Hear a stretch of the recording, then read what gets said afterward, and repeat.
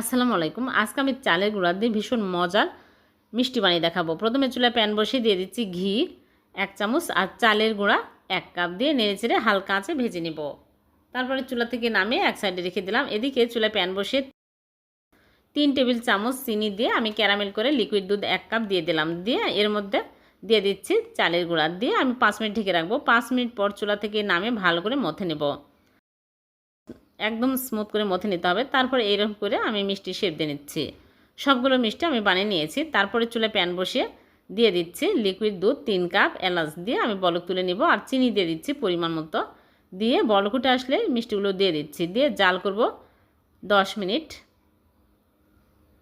১০ minute পর ঘন হয়ে আসছে। চুলা থেকে নামিয়ে নিয়ে আমি রেখে দিব ৩-৪ ঘন্টা।